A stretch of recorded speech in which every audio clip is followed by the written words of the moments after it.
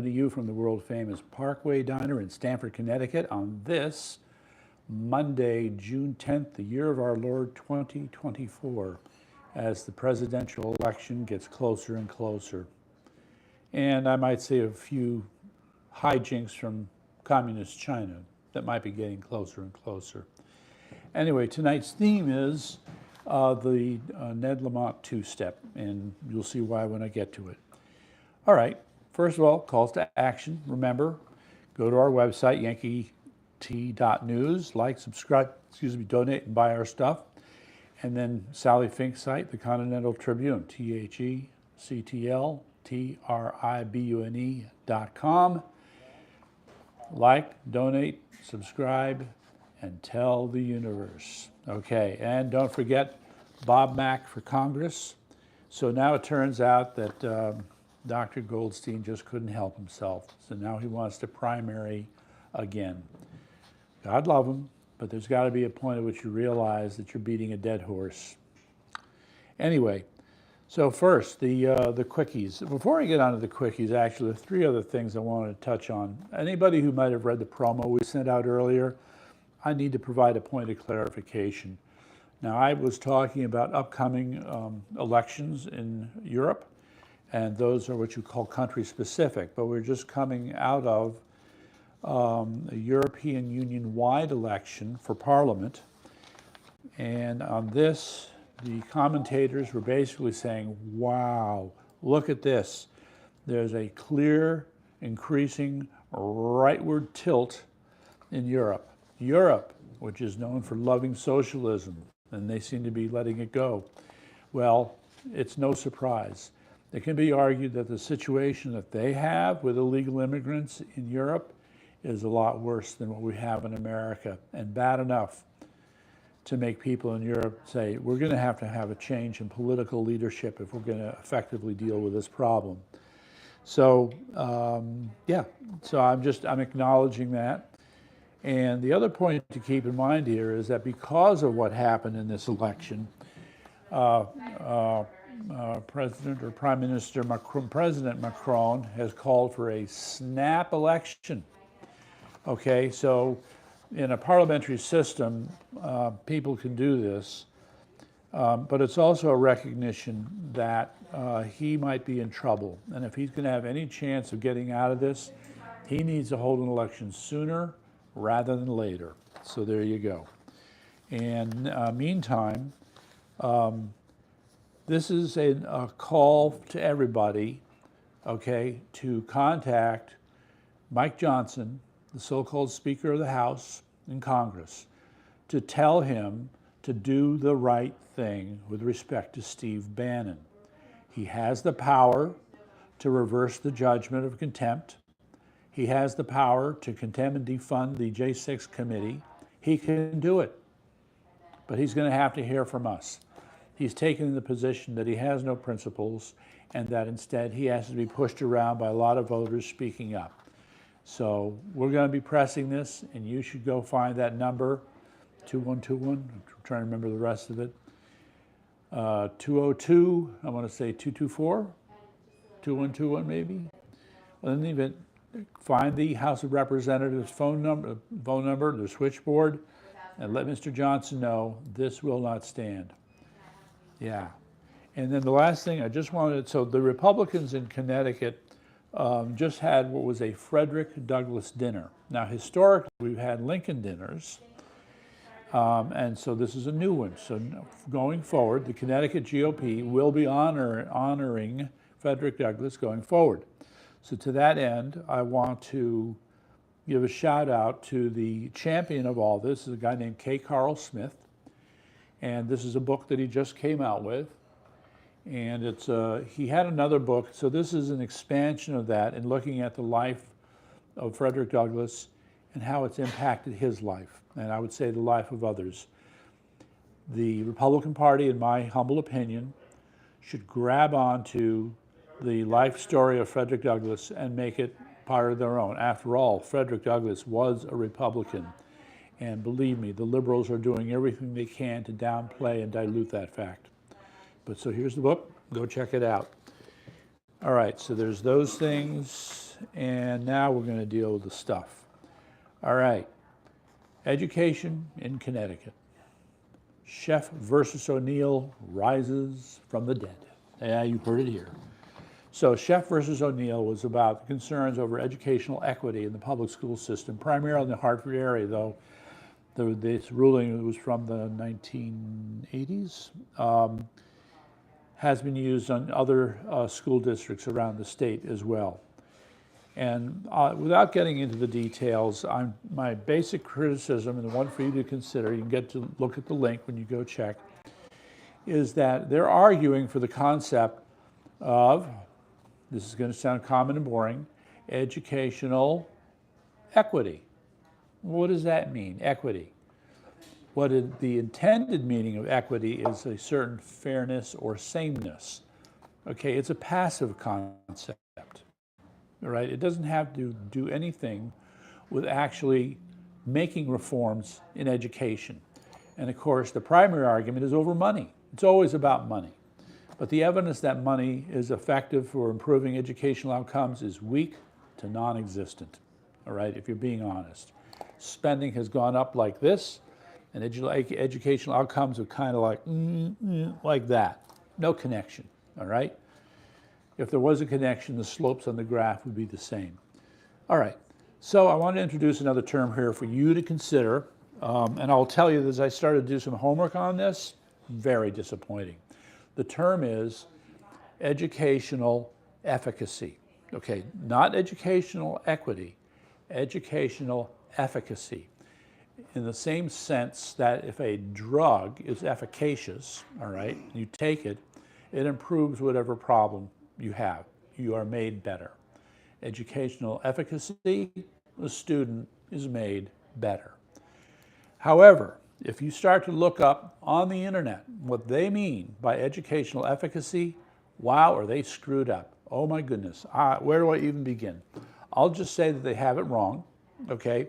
Trying to adhere to standardized testing is putting the cart before the horse, and the attempt to suggest that, I don't know, performance of teachers without regard to the student performance is somehow a measure of efficacy. This is crazy stuff. This is crazy stuff. It's called Stop Already. Anyway, enough on SHEF versus O'Neill. I mean, the point of the article is that there are people who make up the Hartford City Council. They're going to do a study, and they want to see, well, has the student population been served by these implementations of SHEF versus O'Neill? And gee, what a surprise. They're going to come back and say, oh, we need more money. Stupid. Anyway, I should have more about it. And the other last send-off here is, if you're going to figure out what it takes for students to do better, you have to stop using the wrong metrics. Because right now you're using the wrong metrics. So how do I know you're using the wrong metrics? Because when you apply them and you get the same results, you're not measuring the things that need to be measured. Just the thought for today. Okay, on to tonight's theme, the Lamont Two-Step. And again, this is a shout out to Chris Powell, our favorite conservative columnist in Connecticut, maybe after Don Pesci. And so this is a twofer. Okay, the first part is a update, I guess you could say, on this woman who's been causing problems. Her name is Tasha Bowden-Lewis. She was the state's chief public defender. And she was making all kinds of noise about, what, 4 or 5 months ago. We did report on her back then. And one of the things that happened when she started to make noise is that there are certain Superior Court judges who are overseeing the public defender's office, like 5 of the judges. Well, guess what? 4 of them resigned. When she started making all that noise, they said, I don't want to be caught under this. All right, so, so if you're wondering about this, Chris Powell hits on it, I think, in the last part of this article, and I'm just going to read it. The Bowden-Lewis case has reiterated the lack of accountability. That's the take-home phrase, lack of accountability in state government. Never were truer words spoken, okay? The resignation of those judges was their way of saying, I'm not going to be around. You're not going to blame me. I'm not going to take responsibility. This is not how you run a government, all right? And this is, I would say, this is, upon further analysis and reflection, a big part of why Connecticut remains in such trouble that it is. Anyway, on to part number 2. So let me just make the point here that by firing this woman, yes, they did strike a blow for the good, because it was obvious that she was doing everything she could to stink up the place. So good for you, Ned Lamont, and firing her. Should have happened a long time ago, but at least you finally got it done. Meantime, in an effort to look objective and balanced, ignore my sarcasm, he has appointed a committee that is supposed to be bipartisan that's going to look at this subject called ranked choice voting. Now, I don't know how much you folks know about this, but there's been a lot of back and forth about it. And I would just say that, see, did I highlight anything on this? No. I'm just going to say that this committee is going to look at this, and we're going to form our own committee. So I've sent a note to my friend Alan, and I'm hoping that Alan and I are going to debate this next week. It'll be a knockdown, drag-out special on ranked choice voting in Connecticut, good or bad. And just to make it clear, I'm against it, and I think it poses a lot of problems. It's it's false complexity when it comes to voting, okay? And I'll just save it for later. We'll get into the details on that then. All right, the other hot item. Oh my goodness. Okay, the other hot item, if I could find it. Here we go. All right, let me paint the picture. I don't know how closely you have been following the drama around the life of Alex Jones in INFOWARS.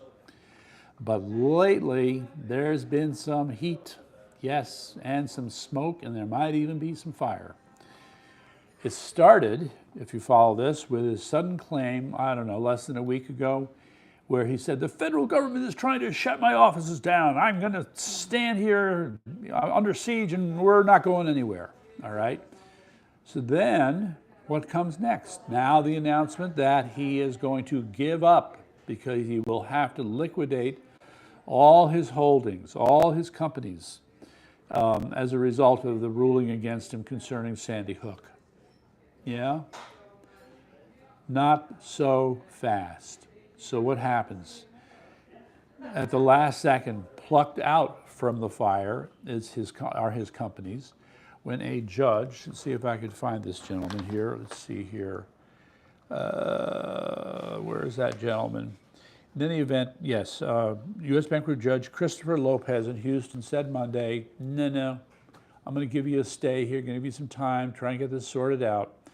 And when you read the article, it gets confusing, right? Because on the one hand, you have the people who have pushed him into bankruptcy, you know, wanting their pound of flesh, all right? But then you have another part of the story saying that there are two companies that are owned by Alex Jones, and they're fighting with each other. So which is it? What's going on here? Well, it's not clear, all right? So the only thing I can say is he's got some time, and stay tuned. Yes. Meantime, okay, does anybody here remember BRICS? B-R-I-C-S. Brazil, Russia, India, China, and South Africa. All right. So the brilliant idea of BRICS is to form an alternative international currency, or a currency for international trade between countries to basically replace the US dollar.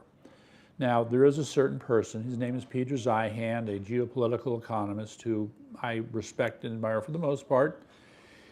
And he has really made the point that if you think that these countries can step in and substitute for the US dollar, all right, it's going to be very hard for him to stop laughing. The sheer volume, okay, the sheer volume of currency that is needed to handle international trade between what, 160 different countries around the world? Yeah, no, you guys aren't going to be able to do it. And then 22 countries now have supposedly, I mean, this article is more like a press release, so my apologies. But it's talking about how, again, they're trying to get together and work these things out. But consistent with what Peter Zeihan is suggesting, this is for show, all right? These guys don't have the resources, they don't have the wherewithal, they don't have, if you will, the vision for how to really make this work.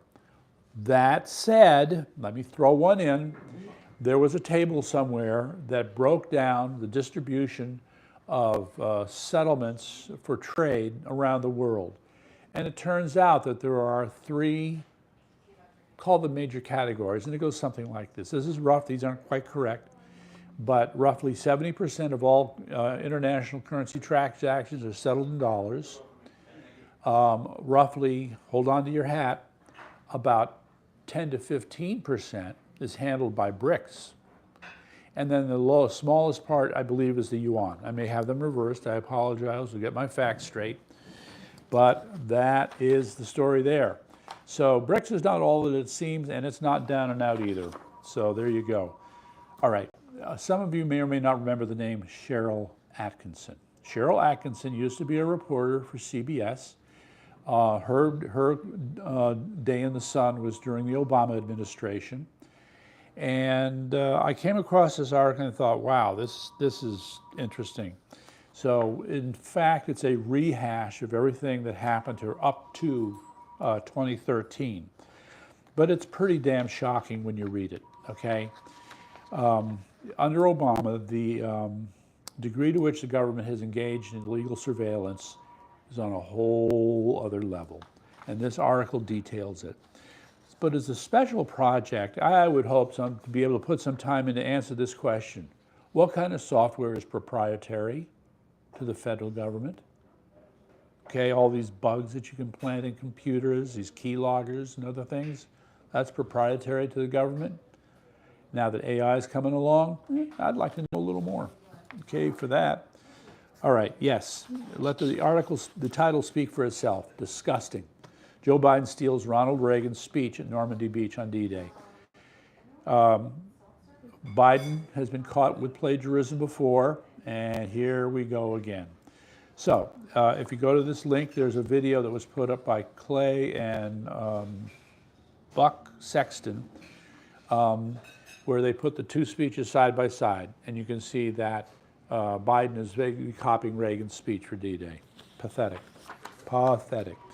Now the next thing, this is kind of important to me at least, you know, all the fog that continues over the Ukrainian war puzzles me and puzzles me, sure. All right, so here's the problem.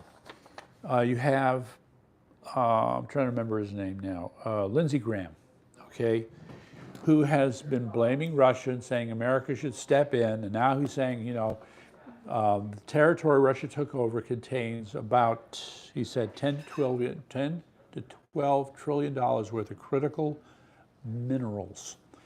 They're now in the possession of Russia and not in the possession of the Ukraine. So in his eyes, that's a bad thing.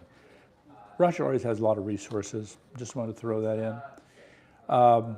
The cynical observation is, well, gee, I'm sorry to hear, Senator Graham, that means you won't have enough money, you won't have enough mineral resources to pay off people. That's just too bad. Yep, here it is. Allowing the Russian victory to conflict would deprive American politicians of access to vast, not mineral resources, but kickback resources. Yeah, so worth studying. All right, quickly, I just want to mention this. In Missouri, Attorney General Bailey files a suit against Planned Parenthood because they have been transporting minors across state lines for abortions. Trafficking. Should we be surprised? And what else will we find when we take a closer look? Ooh, we'll find out. And the other thing that's really unfortunate here, there's when you go to the article and the link, why are the Dutch euthanizing physically healthy young adults? And it's a story about a young mother, age 40, she has 2 daughters, and she decided that she just didn't want to live anymore. And so they arranged to euthanize her. And so I just want to show the chart here. I mean, you got to read these charts carefully, but from 2008 to 2022, that's the rate of increase in euthanasia in the Netherlands, all right? And it's pretty shocking, just saying. All right, you got to check that out. Now, the other thing here is the surveillance state continues to have its way with us. And Rand Paul noted that there was this thing, if people go back in the 70s, there was the Church Commission. It was the first and last successful effort by Congress to make the intelligence agencies, particularly the CIA, heal and behave. Since then, you know, through various means, it's slipped away and slipped away. But it turns out that you had a public Church Commission report and the secret Church Commission report, which 50 years later should have been declassified. It has not been declassified, and Rand Paul has been complaining because he can't get a hold of it. Now, if you would need any proof that the people who are acting pro-Palestinian are out of their minds, this should do the trick. In England, pro-Palestinian protesters in a coordinated fashion vandalized 20 Barclay banks in England, 20 of them, okay? So what does that tell you about who they really are? And then the last story in our continuing coverage of January 6th was, of all things, Nancy's daughter, Alexandria, I believe is her name, released 46 more minutes of footage concerning January 6th. Now, I'm not quite sure how to react to this because what you have is this real-time accounting of Nancy Pelosi saying one thing and another while the protests were going on. I'm just going to read this one quickly and be on my way. She says, "You're going to ask me in the middle of the thing when they already breached the inaugural stuff, should we call the National Guard?" Wow, what an attempt to cover your rear end, Nancy. It ain't going to work because we know the rest of the story, all right? We know that your sidekick, the mayor of Washington, D.C., had a hand in refusing the National Guard. You, I think, might have had something to do with it. Plus, we know that Donald Trump called for the National Guard, and his call was actually rejected on the ground. How different things would have been, right, if the National Guard had been there. So that's my parting thought for tonight. Check out all the links, and we'll be back later. Good night, folks.